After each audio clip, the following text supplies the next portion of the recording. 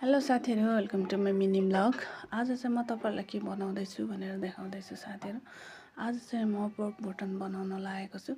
Pork भुटन ल्याइसके पछाडी उसिनेर तयार गरेको छु। त्यसपछि मैले काटिसके पछाडी कराई पनि तताएँ। कराई तताएर तेल पनि तातिसक्यो हैन। तेल तातिसके पछाडी मैले जीरा पड्काएँ। जीरा रेड भइसके पछाडी मैले मेथी पनि पड्काएँ। जीरा र मेथी रेड भइसके पछाडी मैले भुटन चाहिँ लगाएँ हैन। भुटन लगाइसके पछाडी मजाले चलाएर भुट्नुपर्छ। एकदमै मजाले भुट्नुपर्छ। भुटन चाहिँ भुटेन भने मिठो हुँदैन, राम्रो देखिँदैन। मैले चाहिँ चलाएर मजाले भुट्दैछु।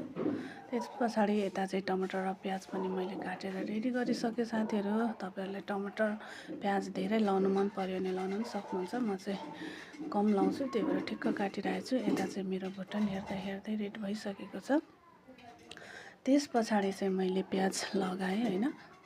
यो प्याज पनि मजाले भुटेर रेड भइसके पछाडी चाहिँ अरु लगाउँछु। अहिले चाहिँ म प्याज लगाएर मजाले भुटेर चलाउँदै छु। त्यस पछाडी चाहिँ भुटनबाट निस्केको तेल चाहिँ मैले निकालेर सब फालिदिएँ साथीहरु।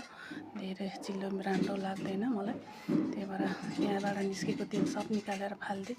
त्यस पछाडी मैले टमाटर लगाएँ हैन। टमाटर हल्का भुटे पछाडी मैले जिराहरू अदुवा लसुनको पेस्टहरू पनि लगाएर भुट्दै छु अहिले। यो चाहिँ एकदमै मजाले चलाएर भुटिसके पछाडी पानी लगाएँ हैन। पानी लगाएर यो पानी सुक्ने गरी फेरि पकाउनु पर्छ। त्यस पछाडी पानी सुके पछाडी फेरि चलाएर मजाले भुट्नु पर्छ हैन। भुटिसके पछाडी चाहिँ मैले ब्लड लगाएँ। ब्लड मलाई मन पर्छ सुँगुरको मासुमा, त्यही भएर मैले आज पनि ब्लड लगाइरहेको छु। त्यस पछाडी ब्लड लगाइसके पछाडी बिस्तारै चलाएर मजाले भुट्नुपर्छ सानो ग्यास बनाएर। हेर्दै मेरो भुटन पनि तयार भइसक्यो साथीहरु। तपाईहरुलाई हेरेर कस्तो लाग्यो लाइक कमेन्ट गरिदिनु होला भन्दै आजलाई चाहिँ यति नै। Bye bye.